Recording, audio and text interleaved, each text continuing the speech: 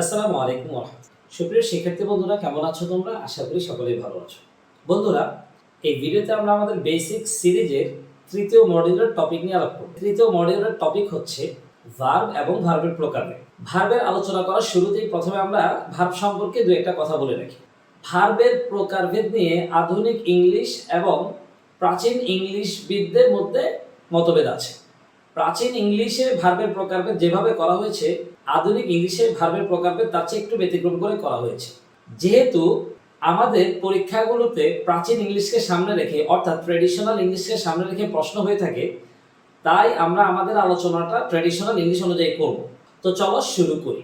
ভার্বের আলোচনা শুরু করার পূর্বেই একটা কথা বলে রাখা ভালো, ভার্বকে বিভিন্ন প্রেক্ষাপটে ভাগ করা যায়। আমরা প্রত্যেকটা প্রেক্ষাপট থেকেই ভার্বকে ভাগ করার চেষ্টা করব। প্রথমে আমরা অর্থের উপর ভিত্তি করে ভার্বকে ভাগ করার চেষ্টা করব। ইংরেজিতে যত ভার্ব আছে সকল ভার্বকে অর্থের উপর ভিত্তি করে দুই ভাগে ভাগ করা যাবে। Number 1 finite verb, number 2 non finite verb. যেমনটা আমরা স্ক্রিনে দেখতে পাই, অর্থের উপর ভিত্তি করে ভার্ব দুই প্রকার, finite verb, non finite verb. এখন তোমাদের প্রশ্ন হতে পারে কোনটা ফাইনাইট ভার্ব, কোনটা নন ফাইনাইট ভার্ব। তো কোনটা ফাইনাইট ভার্ব সেটা চিনলেই আমরা অটোমেটিকলি নন ফাইনাইট ভার্ব বের করতে পারবো। এছাড়াও আমরা নন ফাইনাইট ভার্ব যখন আলাদা করে শিখবো তখন ইজিলি বিষয়টা ধরতে পারবো। তো ফাইনাইট ভার্ব চেনার একটা সহজ উপায় হচ্ছে ফাইনাইট ভার্বের মধ্যে টেন্স থাকবে। মনে রাখতে হবে ফাইনাইট ভার্বের মধ্যে টেন্স থাকবে। এই যে দেখো এখানে আমরা লিখে রেখেছি ফাইনাইট ভার্বের মধ্যে টেন্স থাকবে, তারপর হচ্ছে এটার ভয়েস হবে। তাহলে মনে রাখবা ফাইনাইট ভার্বের মধ্যে একই সাথে টেন্সও থাকবে, পাশাপাশি তার ভয়েসও হবে। তাহলে যেই ভার্বের মধ্যে টেন্স থাকবে সেটাকেই আমরা ফাইনাইট ভার্ব বলে দেব। এখন আমরা ফাইনাইট ভার্ব নিয়ে আবার একটু আলাপ করব।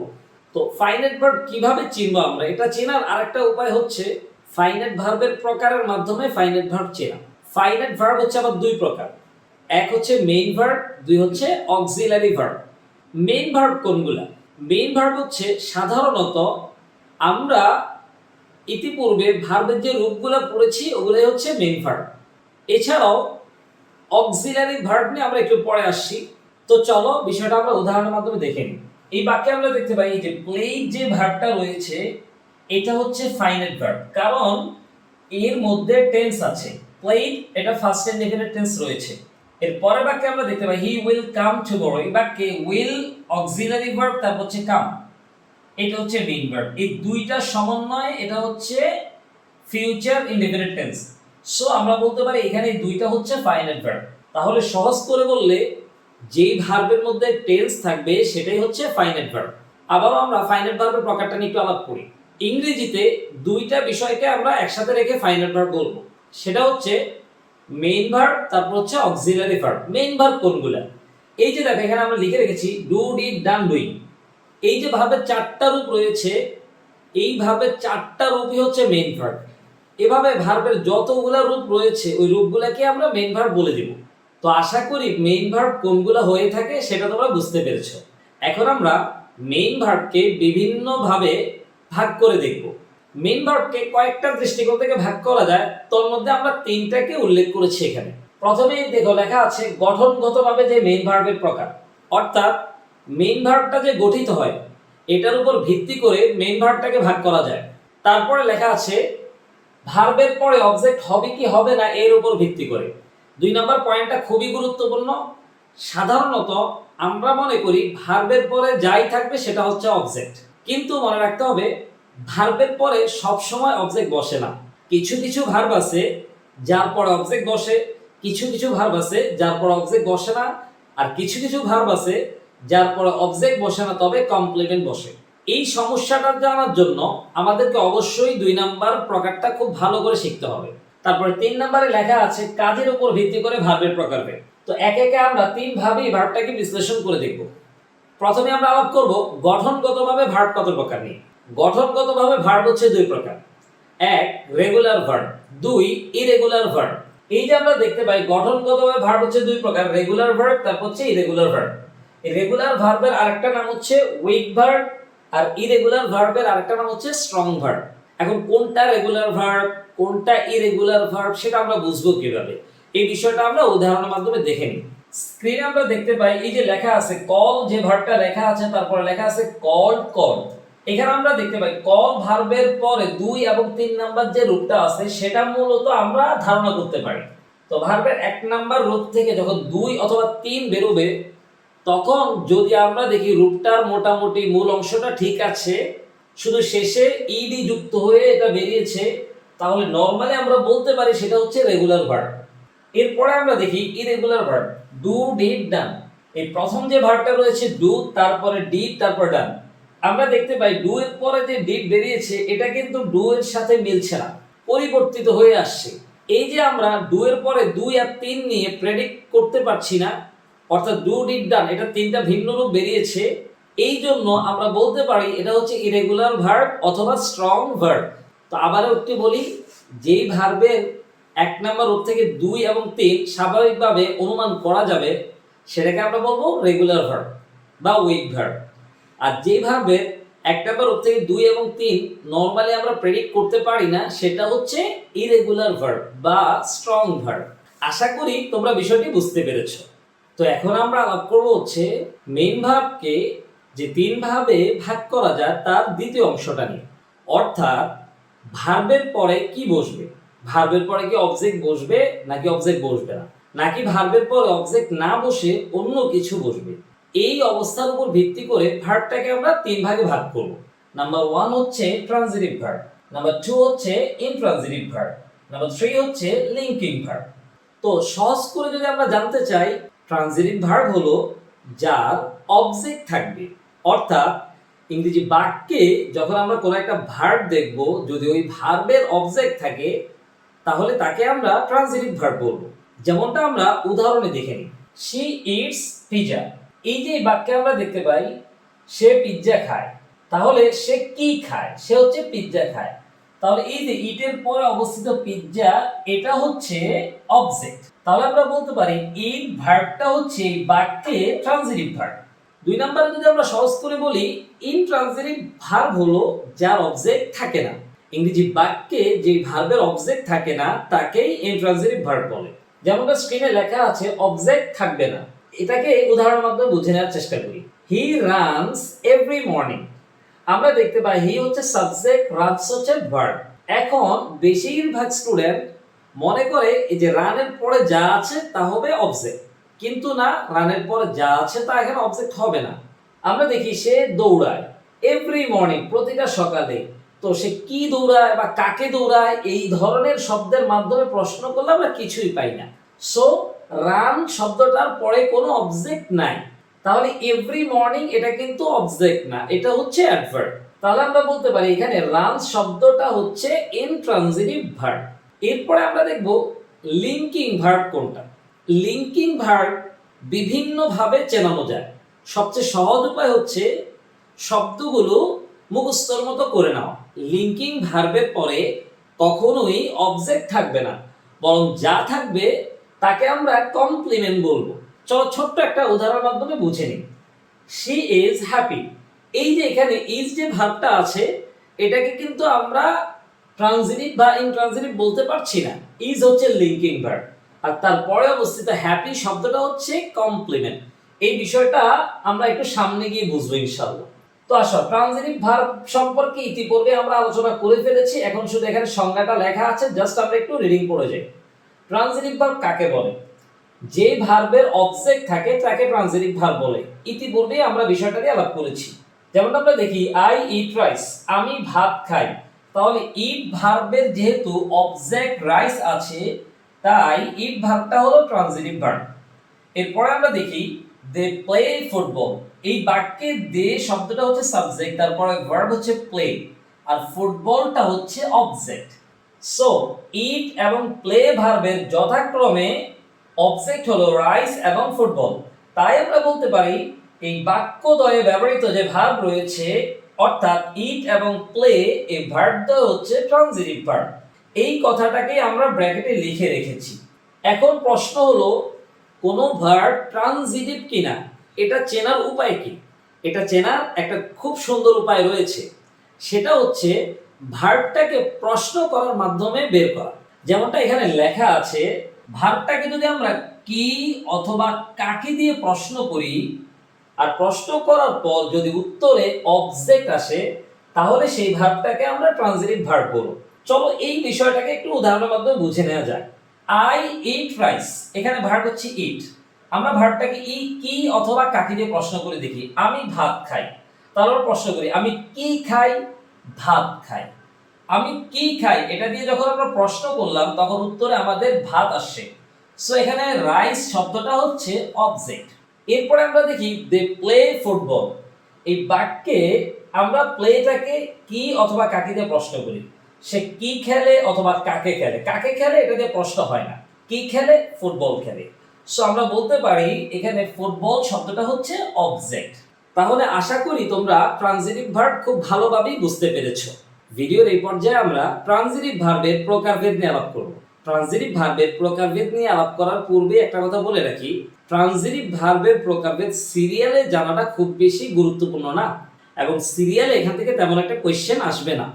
তো ট্রানজিটিভ ভার্বকে কয়েক ভাগে ভাগ করা যায়। যেহেতু এটা ট্রানজিটিভ ভার্ব, তাহলে এখানে যে ভাগটা হবে সেটা হবে অবজেক্টের উপর ভিত্তি করে। অর্থাৎ কোন ভার্বের পরে অবজেক্ট কি একটা হবে নাকি দুইটা হবে নাকি অবজেক্ট কি অবস্থায় থাকবে, এই পুরো বিষয়টার উপর ভিত্তি করেই মূলত ট্রানজিটিভ ভার্বের প্রকারভেদ। তো প্রথমেই দেখো লেখা আছে মোনোট্রানজিটিভ। তাহলে মোনোট্রানজিটিভ কোন ভার্বগুলোকে বলা হয়? যে ভার্বগুলার একটা ডাইরেক্ট অবজেক্ট থাকবে এবং ইনডিরেক্ট অবজেক্ট থাকবে না, সেটাকেই মোনোট্রানজিটিভ ভার্ব বলা হয়। অর্থাৎ যে ভার্বগুলোতে একটাই অবজেক্ট থাকবে সেটাই হচ্ছে মোনোট্রানজিটিভ ভার্ব। যেমনটা ইট, রিড, বিল্ড, এই শব্দগুলো হচ্ছে মোনোট্রানজিটিভ। এখন দেখো কোন শব্দের একটা অবজেক্ট হলো, কোন শব্দের একাধিক অবজেক্ট হলো, সেটা কিন্তু খুব বেশি একটা সমস্যা করে না আমাদের। এরপর আমরা দেখি ডিট্রানজিটিভ। তো ডিট্রানজিটিভ মানে হচ্ছে যেই ভার্বের দুইটা অবজেক্ট থাকবে, একটা হচ্ছে ডিরেক্ট অবজেক্ট আর একটা হচ্ছে ইনডিরেক্ট অবজেক্ট। তো এখানে দেখো এই যে সেন্ট, ব্রট, তারপর হচ্ছে কুকড, তো এগুলো হচ্ছে ডিট্রানজিটিভ ভার্ব। এরপরে 3 নাম্বার ভার্ব হচ্ছে ফ্যাক্টিটিভ ভার্ব। এই ভার্বটা জানা খুবই জরুরি। কমপ্লিমেন্ট শেখার ক্ষেত্রে ফ্যাক্টিটিভ ভার্ব জানতেই হবে। তো প্রথমে আসি ফ্যাক্টিটিভ ভার্ব কাকে বলে।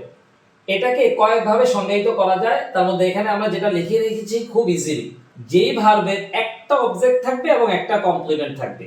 ইংরেজি বাক্যে যে সকল ট্রানজিটিভ ভার্বের একটা অবজেক্ট থাকে এবং ওই বাক্যটাকে পরিপূর্ণ করার জন্য পরবর্তীতে একটা কমপ্লিমেন্ট সংযুক্ত করা লাগে, তাকেই ফ্যাক্টিটিভ ভার্ব বলে। তো ফ্যাক্টিটিভ ভার্বের এখানে যে উদাহরণগুলো দেওয়া আছে এগুলো অবশ্যই তোমাদেরকে মুখস্থ করে ফেলতে হবে। 4 নাম্বার হচ্ছে রিসিপ্রোকাল ভার্ব। এই যে রিসিপ্রোকাল যে ভার্বটা আছে, এই ভার্বগুলো মুখস্থ করার কিছুই নেই, জাস্ট ব্যাপারটা একটু বুঝি। যে ভার্বের কাজ দুই বা ততোধিক ব্যক্তি একে অপরের দ্বারা সাধিত হয় তাকেই আসলে রিসিপ্রোকাল ভার্ব বলে। সাধারণত রিসিপ্রোকাল ভার্ব ওই ভার্বগুলোকে বলা হবে যেখানে একে অপরকে বোঝাবে। তো এইটার জন্য নরমালি বাক্যে ইচ আদার, ওয়ান অ্যানাদার শব্দদ্বয় উল্লেখ থাকে। তারপরে আমরা চলে আসি কজেটিভ ভার্ব। এই কজেটিভ ভার্ব টপিকটা ভার্সিটি ভর্তি পরীক্ষার জন্য খুবই গুরুত্বপূর্ণ একটা টপিক। তো কজেটিভ ভার্ব কাকে বলে? যেই ভার্বের কাজটা আমরা দেখব সাবজেক্ট নিজে না করে অন্য কাউকে দিয়ে করাচ্ছে, তাকে আমরা কজেটিভ ভার্ব বলবো। দেখো এখানে লেখা আছে যে ভার্বের কাজ সাবজেক্ট নিজে না করে অন্যকে দিয়ে করায়। যেমন ফিড, ফিড অর্থ খাওয়ানো। দেখো এখানে সাবজেক্ট নিজে খায় না, অন্যকে দিয়ে খাওয়ায়।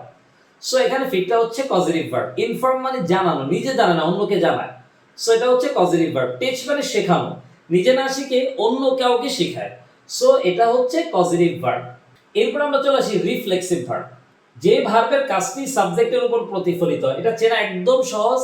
যেই ভার্বের অবজেক্ট হিসেবে রিফ্লেক্সিভ প্রোনাউন হবে সেটাকে আমরা রিফ্লেক্সিভ ভার্ব বলতে পারি। যেমনটা এখানে পাশেই লেখা আছে রিফ্লেক্সিভ প্রোনাউন থাকবে। তারপর আমরা দেখতে পাই সেন্সরি ভার্ব বা ভার্বস অফ পারসেপশন। এই যে সেন্সরি ভার্ব অথবা ভার্বস অফ পারসেপশন, এই যে প্রকারের ভার্বটা আছে এটা হচ্ছে উপলব্ধির সাথে কানেক্টেড। অর্থাৎ যে সকল ভার্বের মাধ্যমে উপলব্ধি প্রকাশ পায় বা অনুভূতি প্রকাশ পায় সেই ভার্বগুলোকে আমরা সেন্সরি ভার্ব বলতে পারি। তো এখানে আমরা কয়েকটা ভার্ব লিখে রেখেছি, see, hear, feel, taste, touch, smell. এরপরে আমরা দেখতে পাই লেখা আছে প্রেপোজিশনাল ভার্ব বা গ্রুপ ভার্ব। আমরা যখন দেখব একটা ভার্ব এবং একটা প্রেপোজিশন মিলে নতুন আর একটা ভার্ব তৈরি হয়েছে, তখনই ওটাকে আমরা প্রেপোজিশনাল ফ্রেজ অথবা গ্রুপ ভার্ব বলতে পারবো। এরপর আমাদের ট্রানজিটিভ ভার্বের লাস্ট প্রকার হচ্ছে কগনেট ভার্ব। তো কগনেট ভার্ব কোনটা, মুখস্থ করার কিছুই নেই। যেই বাক্যে আমরা দেখব ভার্ব এবং অবজেক্টের মূল এক, তখন আমরা সেটাকে কগনেট ভার্ব বলবো। যেমনটা এখানে লেখা দেখতে পাই, যে ভার্বের মূল এবং অবজেক্টের মূল এক, তাকে আমরা কগনেট ভার্ব বলবো। যেমন হি স্মাইল এ চার্মিং স্মাইল, এখানে আমরা দেখতে পাই ভার্ব হচ্ছে স্মাইল আর অবজেক্ট হচ্ছে স্মাইল। দেখি আমরা ভার্ব এবং অবজেক্টের মূল শব্দটা কিন্তু একই, তাই আমরা এখানে স্মাইল ভার্বটাকে কগনেট ভার্ব বলতে পারি। তো আশা করি ট্রানজিটিভ ভার্বের প্রকারভেদ তোমরা বুঝতে পেরেছো। ট্রানজিটিভ ভার্বের এই প্রকারভেদগুলা যদি তোমরা কেউ বেসিক অবস্থায় না জানো বা তোমাদের বুঝতে অসুবিধা হয়, তাহলে বিষয়টা নিয়ে ঘাবড়ানোর কিছুই নেই। এই মুহূর্তে আমরা আলাপ করব হচ্ছে ইনট্রানজিটিভ ভার্ব নিয়ে। ইনট্রানজিটিভ ভার্ব কাকে বলে এটা ইতিমধ্যে আমরা বলে আসছি। যেই ভার্বের অবজেক্ট থাকবে না তাকে ইনট্রানজিটিভ বলা হবে। যেমন আমরা দেখতে পাই শি রানস, আমরা চাইলে রানসের পরে অ্যাডভার্ব বসাতে পারি। শি রানস এভরি মর্নিং, সে প্রতিদিন সকালে দৌড়ায়। এখানে আমরা দেখতে পারি শি সাবজেক্ট, তারপর রানস হচ্ছে ভার্ব। যেহেতু এই রান ভার্বটার পরে কোনো অবজেক্ট নাই, তাই এটাকে ইনট্রানজিটিভ ভার্ব বলে। বিপরীতে বার্ডস ফ্লাই, এই যে দেখো পাখিরা উড়ে, তো পাখিরা উড়ে এই ভার্বটার ফ্লাই ভার্বটার যেহেতু কোনো অবজেক্ট নাই, তাই এই ভার্বটা হচ্ছে ইনট্রানজিটিভ ভার্ব। তো ইনট্রানজিটিভ ভার্বেরও কিন্তু প্রকার রয়েছে, আমরা সেই বিষয়টা এই ভিডিওতে আলাপ করছি না, কারণ সেটার এখানে খুব বেশি একটা গুরুত্ব রাখে না। তো যে সকল ভার্বের পরে অবজেক্ট হবে না বরং কমপ্লিমেন্ট হবে, সে সকল ভার্বকে লিঙ্কিং ভার্ব বলে, যা ইতিমধ্যে আমরা বলে এসেছি। এখন আমরা দেখব কোন শব্দগুলো হচ্ছে লিঙ্কিং ভার্ব। তো লিঙ্কিং ভার্ব কাকে বলে, দেখো যে সকল ভার্ব বাক্যের সাবজেক্টের সাথে বাকি অংশের সংযোগ স্থাপন করে তাকেই লিঙ্কিং ভার্ব বলে। অর্থাৎ লিঙ্কিং ভার্বে কখনোই কি কাজ করে সেটা প্রকাশ করে না, বরং সাবজেক্টের সাথে বাকি অংশের সংযোগ ঘটায়। যেমনটা আমরা দেখি আই অ্যাম এ টিচার, এই বাক্যে অ্যাম শব্দ দ্বারা কোনো কাজ করা হয়েছে কিনা এমনটা বোঝানো হয় নাই, বরং আই শব্দটাকে টিচারের সাথে কানেক্ট করে দেওয়া হয়েছে। তাই আমরা বলতে পারি অ্যাম হচ্ছে একটা লিঙ্কিং ভার্ব। দেখো এখানে বক্সের মধ্যে লেখা আছে লিঙ্কিং ভার্ব সাবজেক্ট সম্পর্কে তথ্য দেয়, কিন্তু সাবজেক্ট কি করে তা বর্ণনা করে না। সংজ্ঞার মাধ্যমে লিঙ্কিং ভার্ব চিনা একটু কঠিন, আমরা বরং সংজ্ঞার মাধ্যমে না চিনে লিঙ্কিং ভার্ব কোনগুলো সেগুলো একটু মুখস্থ করে নিব। তো এখন আমরা কোন শব্দগুলো লিঙ্কিং ভার্ব তার একটা তালিকা দেখে নিব। ইংরেজি বাক্যে লিঙ্কিং ভার্বগুলো হলো প্রথমে একদম শুরুতেই বি ভার্ব।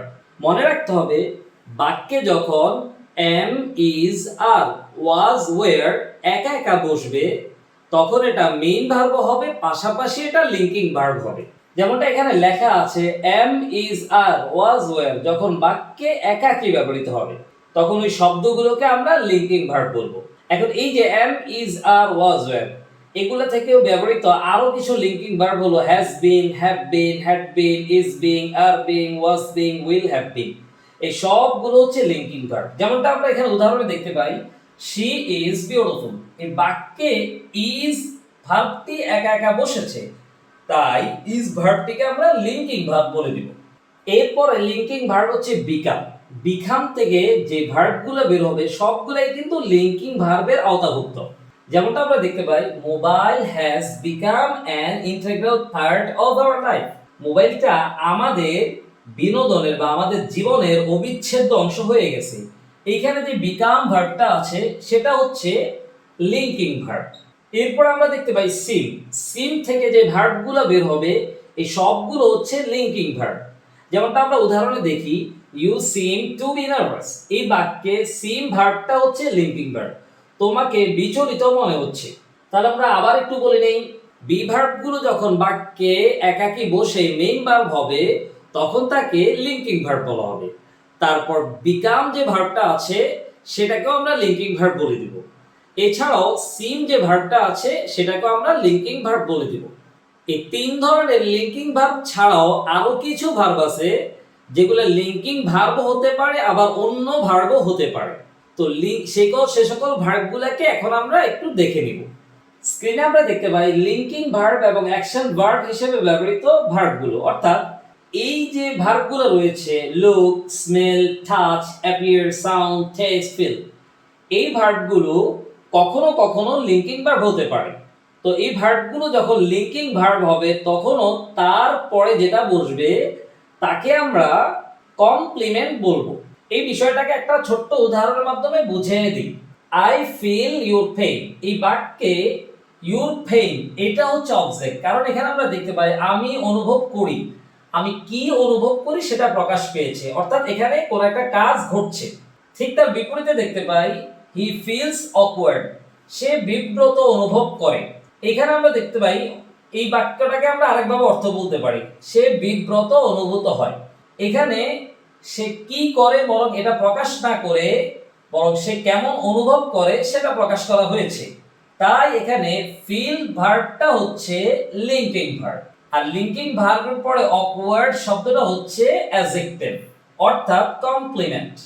তো এই চার্টে উল্লেখিত যে শব্দগুলো রয়েছে look, smell, touch, appear, sound, taste, feel, এই শব্দগুলো অবশ্যই খুব ভালোভাবে মুখস্থ করে নেবে।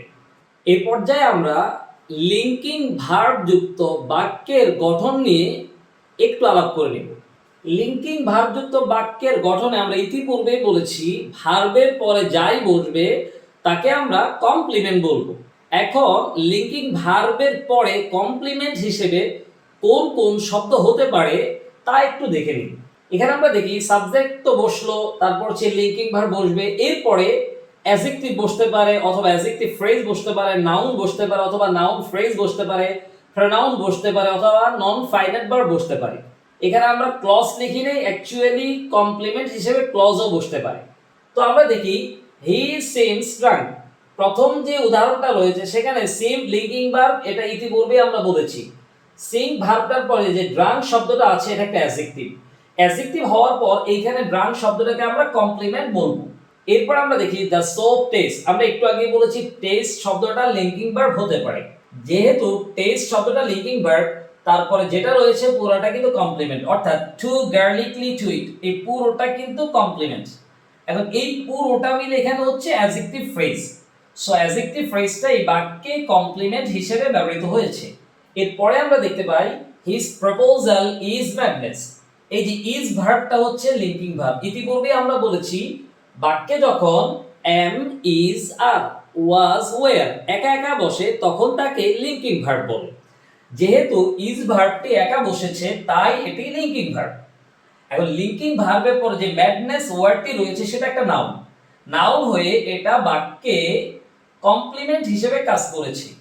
এরপরে যেটা দেখতে পাই Jenny is a star of the future, এই বাক্যে ইজ হচ্ছে লিঙ্কিং ভার্ব, জানি ইতিপূর্বে আমরা আলাপ করেছি। এরপরে অবস্থিত স্টার অফ দ্য ফিউচার, এই পুরোটা হচ্ছে নাউন ফ্রেজ, আর এই নাউন ফ্রেজটা এখানে কমপ্লিমেন্ট হিসেবে কাজ করেছে।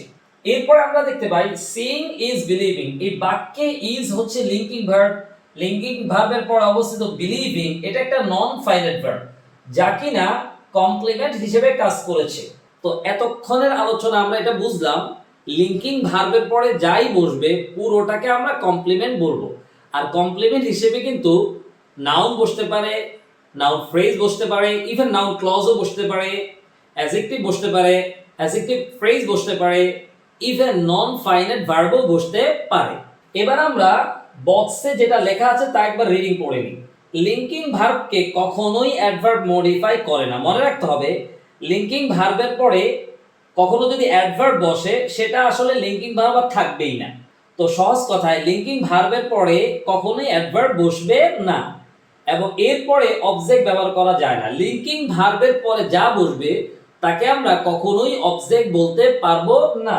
তো এখানে আমরা উদাহরণে দেখি দিস চিলি টেস্ট ওয়ান্ডারফুলি, এই যে বাক্যে টেস্ট হচ্ছে লিঙ্কিং ভার্ব, লিঙ্কিং ভার্বের পরে দেখি আমরা ওয়ান্ডারফুলি এটা একটা অ্যাডভার্ব, সো ওয়ান্ডারফুলি এখানে কারেক্ট না, এটাকে কারেক্ট করে যদি আমরা বলি দিস চিলি টেস্ট ওয়ান্ডারফুল। এখন আমরা লিঙ্কিং ভার্ব বের করা খুব চমৎকার একটা ট্রিক্স শিখে নেব। এখানে আমরা দেখতে পাই he seems drunk, he subject, seems হচ্ছে ভার্ব, তারপর ড্রাঙ্ক হচ্ছে অ্যাডজেক্টিভ, তারপর হচ্ছে কমপ্লিমেন্ট। এখন আমরা এটা বের করব কিভাবে, এটা যে কমপ্লিমেন্ট।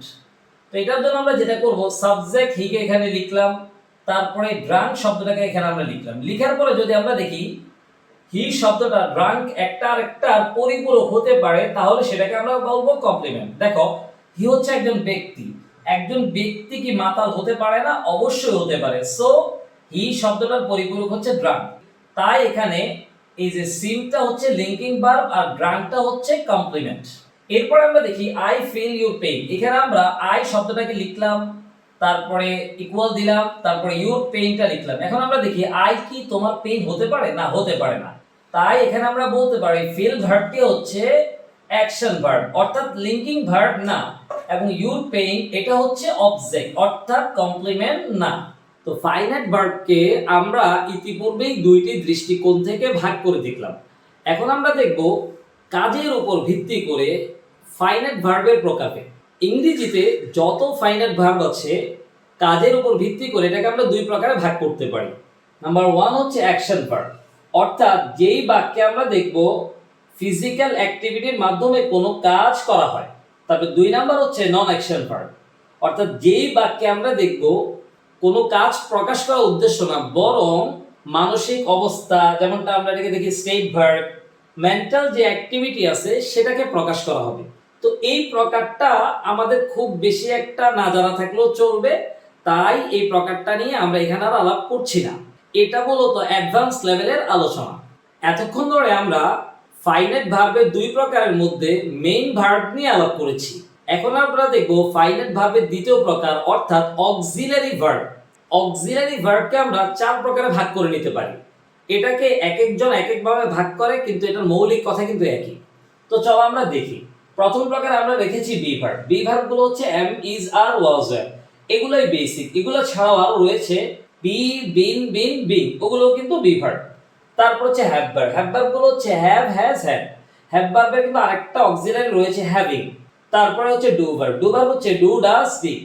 তারপর হচ্ছে modal verb, semi modal verb. এখন এখানে মডাল ভার্ব অনেক রয়েছে, আমরা কয়েকটা লিখে দিয়েছি। Can, could, may, might, shall, should, will, would, need, dare, must, ought to, am to, is to, are to, have to, has to, had to, was to, were to, used to, need। তো এইখানে যে ভার্বগুলো রয়েছে এগুলো একদম ভালো করে মুখস্থ করে নিতে হবে, আর মুখস্থ করে নিলেই মূলত আমাদের অক্সিলারি ভার্বের বেসিক ক্লিয়ার। তো অক্সিলারি ভার্বের বয়ানের মাধ্যমে আমরা মূলত ফাইনাইট ভার্বের আলোচনা কমপ্লিট করলাম। এই পর্যায়ে আমরা আলাপ করব হচ্ছে নন ফাইনাইট ভার্ব নিয়ে। নন ফাইনাইট ভার্ব কোনটা? সহজ করে বললে যেই ভার্বের মধ্যে টেন্স থাকবে না তাই হচ্ছে নন ফাইনাইট ভার্ব। এছাড়াও যার অর্থ পরিপূর্ণ হবে না তাকেও নন ফাইনাইট ভার্ব বলা হয়। আমরা সংজ্ঞায় যাচ্ছি না, ডিরেক্টলি আমরা প্রকারভেদটা দেখে নিব, তাহলেই নন ফাইনাইট ভার্ব ইজিলি চিনতে পারবো। তো নন ফাইনাইট ভার্ব হচ্ছে 3 প্রকার, যেমনটা আমরা স্ক্রিনে দেখি। ইনফিনিটিভ 1 নাম্বার, 2 নাম্বার হচ্ছে জেরার, 3 নাম্বার হচ্ছে পার্টিসিপল। তো ইনফিনিটিভ আমরা কিভাবে বানাই সেটা একটু দেখে নিই। টু এর পরে যদি ভি1 থাকে, কেউ কেউ এটাকে বেসড অন বলে, দুইভাবে বলা যাবে। এখানে একটু ব্যতিক্রম আলোচনা আছে, আমরা সেই আলোচনায় না যাই। তো টু গো এটা হচ্ছে একটা ইনফিনিটিভ। এভাবে আমরা যেটা করব, বিভিন্ন ইনফিনিটিভ একটু বানিয়ে দেখব, যেমন to eat, to run, to read, to write, এভাবে বিভিন্ন ইনফিনিটিভ বানিয়ে প্র্যাকটিস করে নিব। তো টু গো এটা যখন বাক্যে থাকবে তখন তার অর্থটা কয়েক রকম হতে পারে। পাশে আমরা লিখে রেখেছি যাওয়া হতে পারে, যেতে হতে পারে, যাবার হতে পারে, যাবার জন্য হতে পারে, যাবার হতে পারে। ওকে, তারপর হচ্ছে জেরান। জেরানে আমরা দেখতে পাই ভি1 প্লাস আইএনজি লেখা আছে, অর্থাৎ ভার্বের সাথে যখন আইএনজি যুক্ত হবে তখন সেটাকে আমরা জেরান বলবো, যেমন গোয়িং। তো এটার অর্থ সিমিলার ভাবে ইনফিনিটিভের মতোই হতে পারে। এরপর আমরা দেখতে পাই পার্টিসিপল। এই পার্টিসিপলকে ডাইরেক্টলি বলা যায় না, পার্টিসিপলের প্রকার আছে। আমরা একটু প্রকারটা দেখে নিই। প্রথমেই আছে প্রেজেন্ট পার্টিসিপল। প্রেজেন্ট পার্টিসিপল হচ্ছে ভি1 প্লাস আইএনজি। তারপরে আছে ফার্স্ট পার্টিসিপল। ফার্স্ট পার্টিসিপল হচ্ছে ভি3। তারপরে আছে ফার্স্ট পারফেক্ট পার্টিসিপল, অর্থাৎ হ্যাভিং প্লাস ভি3। তো এইখানে পার্টিসিপলের প্রকারটা বর্ণনা করার মাধ্যমে আমরা একটা সমস্যা দেখতে পাই। সেটা হচ্ছে, দেখি আমরা, জেরান্ডে ভার্বের সাথে আইএনজি আছে, তারপরে প্রেজেন্ট পার্টিসিপলও ভার্বের সাথে আইএনজি আছে। তো এখানে যে প্রশ্নটা আসে, ভার্বের সাথে আইএনজি হওয়ার পর কখন এটা জেরান্ড হবে, কখন প্রেজেন্ট পার্টিসিপল হবে। ভার্বের সাথে আইএনজি হওয়ার পর কখন জেরান্ড হবে, কখন প্রেজেন্ট পার্টিসিপল হবে, এটা নিয়ে আমরা পরবর্তী ভিডিও আলাপ করব। তো পরবর্তী ভিডিওতে যাওয়ার পূর্বে আমরা এখানে আরেকটা কথা বলে রাখি, ভার্বের সাথে আইএনজি লাগলে দুই রকম না বরং তিন রকম হতে পারে। নাম্বার 1 হচ্ছে মেইন ভার্ব, নাম্বার 2 হচ্ছে জেরান্ড, নাম্বার 3 হচ্ছে প্রেজেন্ট পার্টিসিপল। তাহলে আমরা কি বললাম, আইএনজি ভার্ব তিন রকম হতে পারে, 1 main verb, 2 gerund, 3 present participle. তারপরে আমরা দেখি ভার্বের 3 নাম্বারও ফার্স্ট পার্টিসিপল আছে, আবার ফার্স্ট পারফেক্ট পার্টিসিপলও আছে।